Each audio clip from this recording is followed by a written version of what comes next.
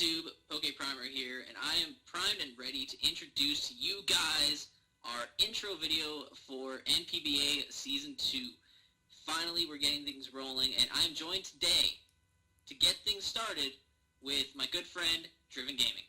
What's up, everyone? Driven Gaming here. How y'all doing? So, basically what we're going to do here today is we're just going to take you through the league document and just give you a quick rundown of the rules and just how we have the league set up right now, how everything's looking as we're rolling into Season 2 and finishing up the last legs of Season 1. Lots going on, and the league has grown quite a bit between seasons, so there's a lot to go over. So bear with us, but it's going to be a good time. We're going to first go ahead and talk about some of the rules for the league. So, Driven, if you'd be so kind as to discuss how the draft went down. Alright, no problem, man. And I just want to let you guys know I am been a little sick, so sorry if I do cough every once in a while. But so far, the draft went down pretty good. We're going to read off a few of the things. Right now, as you may know, just like last season, I believe we had this. I'm not sure.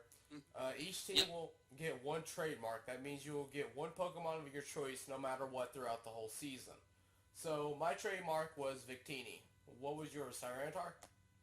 Mine was actually Garchomp. Garchomp, okay. So Victini and Garchomp cannot be picked by anyone this entire season unless we trade them off. Each team will also have 12 Pokemon, period, when the draft ends. The 12 Pokemon will consist of one Mega Pokemon, which is separated into its own tier, 2 from each of the regular tiers, OU through PU, and then your trademark. And also, no matter what, the draft is randomized each and every time, so no two players will get a better team than the rest of us. So no snake styles, so that one person will have the better one at the end of each round. That's why we this is a good way so that nobody can feel slighted in any sense, and really, if somebody does feel slighted, there really isn't much of a gripe on their end, just due to the fact that it was 100% fair, 100% random. Everybody had the same chance to get any pick each round, so there was no form of favoritism anywhere, nothing of the sort. Just like me, I got the very bottom last pick in trademarks. Exactly, and I ended up with the first pick in the Mega round. You know, it happens, but I think I ended up with the last pick in the second UU round. So everyone can get lucky and unlucky at the same time. You know, it does happen. Yep. Right now, I'll just flash up a quick picture of what the draft looked like, what the order was like, so you can clearly see that it was 100% randomized. You can see nobody had the same pick pretty much 2 rounds in a row, just overall, so you guys can see that. That way, just for proof purposes, because we're an honest group of people here. So, of course. Where we like to make sure that we can keep ourselves honest. So there you go. Appreciate that. So I guess then, since you discussed the draft, I will talk about how the rules are going to go for each battle. If Pokemon changes typing when it Mega Evolves, it must Mega Evolve on the first turn, 100%. Failure to follow this rule will lead to an essential forfeit, being a 3-0 loss on their side. Well, I count... all battles... Go ahead. Sorry. All battles are to be held on Showdown at level 100 or on DS at level 50, just to keep it normal for either side, just so that no special settings have to be taken into account, because obviously if you have to battle in DS, it's a pain in the butt to get all your Mons all the way up to level 100 to keep that standard there, so obviously it causes the coaches to be more prepared to do either one, which is definitely puts us on our toes, which is really cool. What did you have to say? Oh, I was saying just because of the 3-0 loss, a 4-0 all the way to a 6-0 is a little bit harsh, and we want to keep forfeits down to a minimum, as well as permanent losses like this, or failure to follow rules would count as a forfeit. And a 3-0 is less likely to hurt you in the future or now than a 4-0 would as far as your ranking go. Yeah, very, very good point. Very good point. You need to have fair sportsmanship if you lose a battle, and if you win a battle, you also need to be a fair sport. So we do 100% emphasize good sportsmanship here. Nobody can be a sore winner or loser here. That that won't be tolerated. We, like everyone, you lose, you win, you win. Accept it, move on, and allow it to help you become better in the future. All showdown battles are reset to custom game no matter what. No Ubers, no anything goes. This is to allow certain items and Pokemon in without any trouble. Such as this season, we do have somebody who drafted Volcanion, who has not been released yet, so you do need to go through custom game to use him, as well as certain items such as the different gems and stuff like that. And we do also have unreleased hidden abilities available, I believe. And gems. Yeah, gems and unreleased hidden abilities and stuff like that. That way, through custom game, you have access to those. So that's definitely something that people need to prep for as well, but that's the whole reasoning behind all of that. A player cannot have 2 Pokemon with the same National Pokedex number on a team. For example, using a team with 2 Coughing would break this clause. Also, using different forms on the same team, such as Rotom Wash and Rotom Cut, also breaks the clause since they share the same Pokedex number, being number 479. If a player has already put a Pokemon on his or her opponent's side to sleep, and is still sleeping, another one can't be put to sleep. This is kind of where we decided to incorporate a lot of Smogon's clauses, but, bear with us so that we can go over them. There's the Evasion clause, where a Pokemon may not have either Double Team or Minimize in its moveset. Oko clause, where a Pokemon may not have the moves Fissure, Guillotine, Horn Drill, or Sheer Cold in its moveset. The ability Moody is 100% banned, all the time. The move Swagger is banned. There's the Baton Pass clause, where a player cannot have more than 1 Pokemon with the move Baton Pass on their team. Also, when it comes to the Baton Pass clause, if you're Baton Passing speed, that is the only speed that you can Baton Pass. Or the only stat that you can Baton Pass, sorry about that. If you decide you can Baton Pass any other stat in any mixture of stats, attack, if you want to Baton Pass attack, defense, special attack, special defense, all of the above, whatever, you want to Baton Pass all of those, that's fine, but if you're Baton Passing speed with it, you can't do it. Actually, I just want to clear up, on here, instead of having all those, it's like a max of 2 stats, I think we agree on, like... Okay, no, that's fair, that's a lot more fair. You're right. That Good way point. you can't have like a +6 everything and just swap it over. That's fair. I think that's for like Ninjask and shit. Ninjask or Scolipede, stuff like that. Alright. So basically, Nice.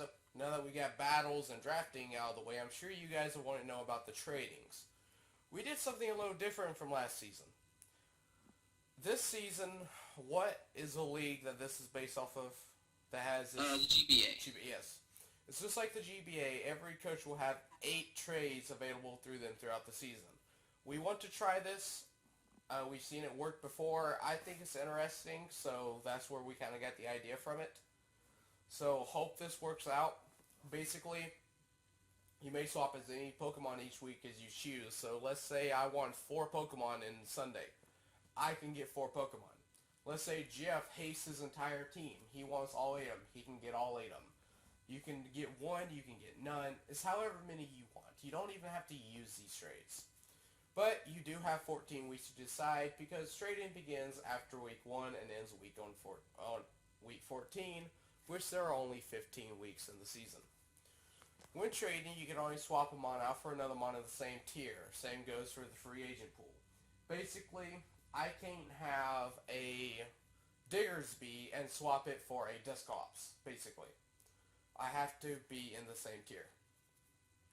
And also when you are trading, you can trade with other players as long as it's in the same tier, of course. Both of you must battle if you're swapping with a player. The same goes if you get a free agent, but your weekly replay code will be allowed to switch. Basically, what this would mean, you have to have your battle done before you can swap. This is to not confuse your opponent on the same week that you are battling in.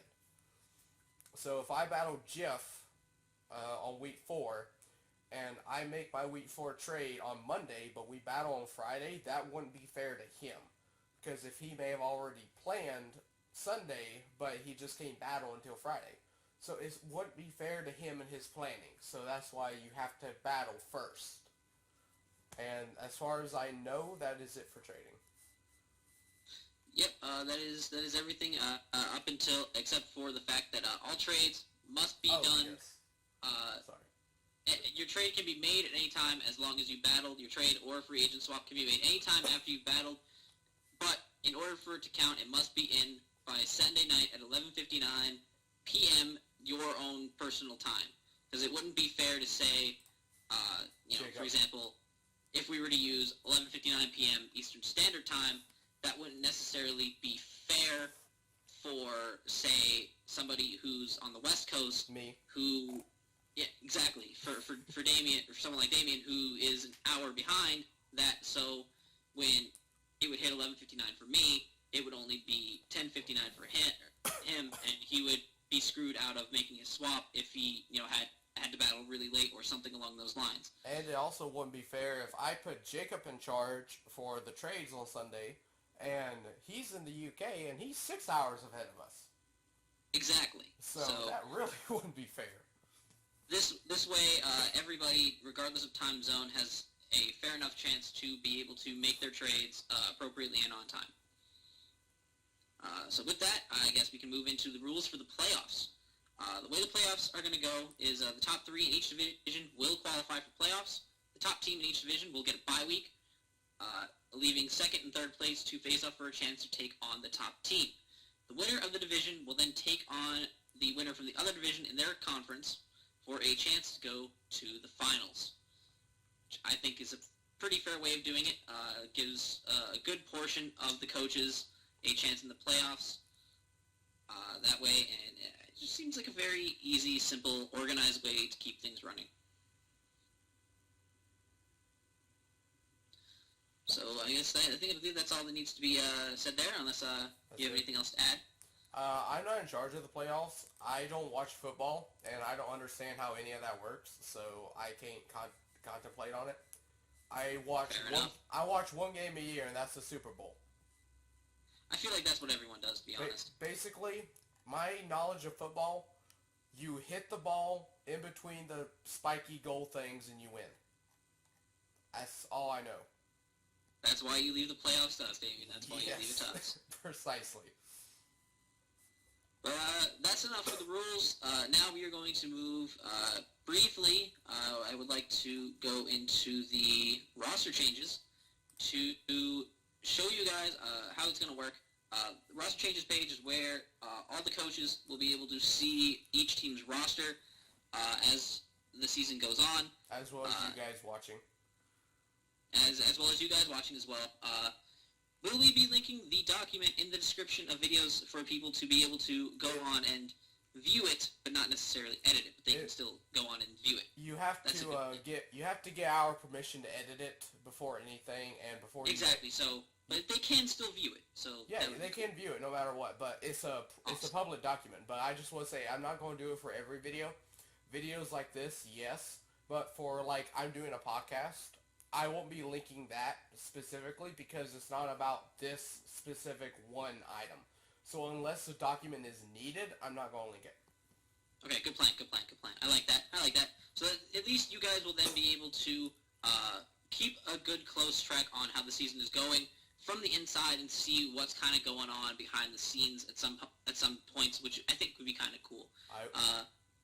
As you can see, Damien did set up a little scenario to show you guys for how trades and free agent swaps and such are going to look. So, Damien, why don't you explain it to them just briefly? So basically, Cinnabar, Ninetales, and Phoenix City Cacturns. This is my team and Matt's team, I do believe. Now, yes. Both of us are good players and we have good rosters. Now, what if we wanted to make a trade? So this counts for, every tier. You can only trade between tiers, like we said. But for this scenario, I set up our Megas. So I have Mega Tyranitar, and he has Mega Slowbro, the ones that you see in red. Now the reason we have red and green is not for Christmas, before you ask. It's basically for new Pokemon and old Pokemon. Red being old, green meaning new. So I would highlight Mega Tyranitar in red, and just under it, I would highlight Mega Slowbro, which I would write in there and it'd be green. Now, we do this instead of having to delete the entire Pokemon and retype the name, so you can see what we traded for. like whenever I'm doing the document, alright, if I need to keep a record of this, I know who traded for what. So that's why we have that system there. This week, I have Mega Tyranitar. Next week, I have Mega Slowbro. Whenever that week comes, that is fine. I have Mega Slowbro from here on out. And you know, whenever you're planning, anything that is marked in green is what you have now, and anything that is marked in red, you don't have. It's an easy way to keep track. It is still in a straight line for people to copy and paste off of whenever they are working. And it's just all around, it keeps it organized, it helps it fair, and it just looks better than the old system that we used to have. Very, very well put. I agree entirely. It does keep things very, very well organized, and it makes things a lot easier for our coaches to understand. So that's how things are going to get set up, and that's kind of what the rosters are going to look like throughout the season. I'm guaranteeing by the time the free agency and trades close, there's going to be a lot more red and green dotting this part of the document, so definitely keep an eye on that and see just how the teams that you've grown to like evolve throughout the season. Yeah, I do want to make a point. I actually have Mega Tyranitar. I'm not trading him off by Slowbro for any means. This is just a set scenario, so sorry if you get confused by that. This was just for this presentation alone. Don't actually take this real. Yeah, very good point. I'm glad you brought that up. So there's definitely all of that going on, so that's cool. Next up, we're going to show you the available Pokemon. This is a very, very important tab for any coach who might decide to make a free agency swap. The way we have this set up right now is, as you can see, we have each tier color-coded, a different color. So it's very easy for a coach to say they want to swap something out in RU.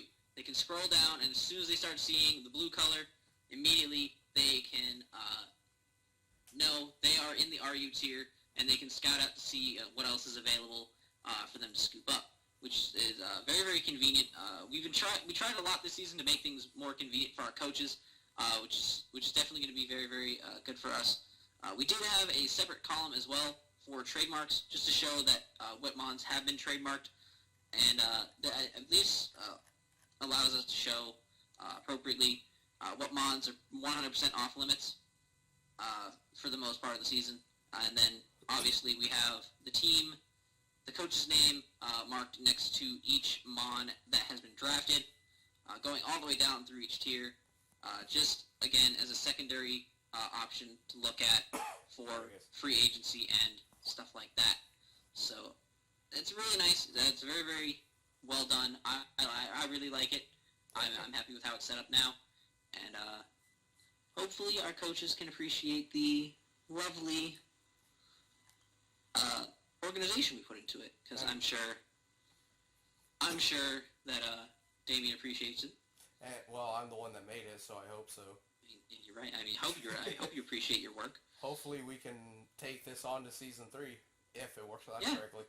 Because I don't like things going over the line, so I put all the megas as M abbreviation, so hopefully that doesn't confuse many people. I think that's a fair bet, though. I think that's fair to understand. It is in the megas column. A little M next to the name, I think that's fair. You never know. Hey, some people might not like it. That's okay. There's going to be that one person that asks where the megas are. Exactly. And you know what? It's going to happen, but I feel like overall this is essentially a dummy-proofed way of organizing it so that everybody can easily check it out. Yes. Alright. So, with that, we believe we're moving on to the banned tab. Alright. So, banned Pokemon. Go to Smogon, everyone. Pause the video and go to Smogon and go to Ubers. Give it a minute. Alright, there's your ban list. Just add Sodu onto it.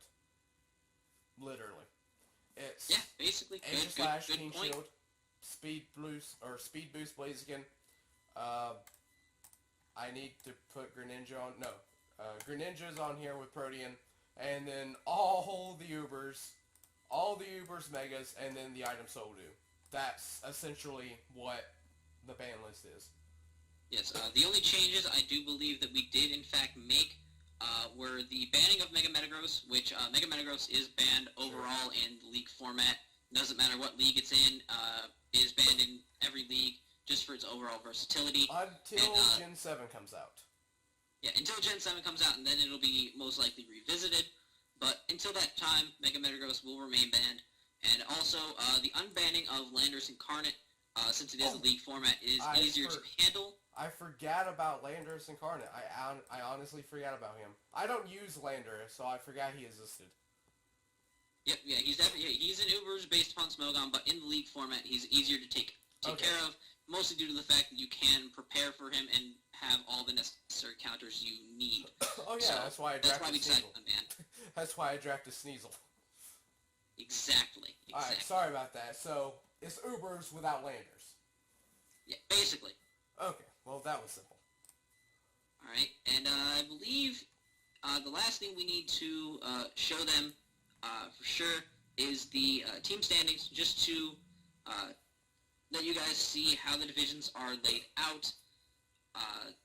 We decided what we would do for the divisions is we have one division right here, the red division, which is set up as the majority of our UK players, because it is difficult sometimes to work around the time zones when it comes to battles, and since you have to battle each member of your division twice throughout the season, we decided it would be a fair thing to do to put at least a majority of our UK players into one division, so that when it comes time for those divisional weeks, it's not as difficult to set up the match for them, and they can, it can avoid a potential forfeit caused by a lot of time zone issues. Like I said before, they're 6 hours ahead of us. Exactly. So it does cause a lot of issues because maybe one of us is working during the day, and by the time we get home, it's already like 10, 11 o'clock at night for them, Precisely. And that's not fair for them to have to stay up extra late in order to have a battle. Take me, for instance. I don't do hardly anything right now, but someone like Brock, who works 40 hours a week, he may not have time to battle me, but I have the free time, so he would have to take the forfeit, and that's not fair on his end. Exactly. Like, if he just doesn't have hardly any time, but yet I wake up so late. It's already the afternoon when I wake up for him. And he's already been at work for like 10 hours. So it's just not fair. Yes, absolutely. And that's why we decided to keep the majority of them in one division, and we kept both of them in the same conference as well. The red and blue divisions are Kanto Conference A. So we made sure to keep all of the UK players in the same relative area, so that even when it comes down to playoff time, and say, Ray, who is also from the UK, I didn't know he was. Ray's over in the UK, I believe. I believe he's in Scotland or something I know Jordan. I know Jordan is with Jacob, so. Yeah, Jordan's in England. Say both Jordan and Ray make playoffs in the blue division, and obviously everyone in the red division is in the UK. This way, if they make it into the rounds where it's inter-conference, it makes things a lot easier for matches like that to be scheduled as well, so that we don't have to deal with scheduling issues for the playoffs, which is the most important time of the season. I think, for the most part, that's everything we really need to cover. So this right here, guys, is going to be the schedule for Season 2. You guys can now see this. I'm going to leave this up here to close out the video so you guys can see who's playing who, when they're playing, and you can better follow whichever team you want to follow. We will also, in the future, starting after this video, obviously, have the document linked for your viewing pleasure in the description below, so you guys can follow the league from the inside. Obviously, you guys won't, have editing rights and whatnot, but that's okay. You guys can still see what's going on when things are happening. You can watch the replays of all the battles that aren't getting uploaded to YouTube, and have a good time with all of it. So, thank you once again to Driven Gaming for coming out and joining me for this video. It's been a great help. Obviously, he's not going to be able to say an outro now because, spoilers, this is being recorded post the actual video because we had a lot of editing and audio issues. So I'm just going to quick throw this outro in there. Thanks to him for all of this and all of the work that he has put into the league. He's basically brought this league from nothing and made it something, and it's greatly, greatly appreciated. So, but that's going to be all for now. Tune in to this channel to see how the league evolves and how quickly we can make this thing grow. And with you guys' support, I think we can make this thing big. But I'm going to stop rambling now. I'm going to get out of here. See you guys around. Till next time, peace.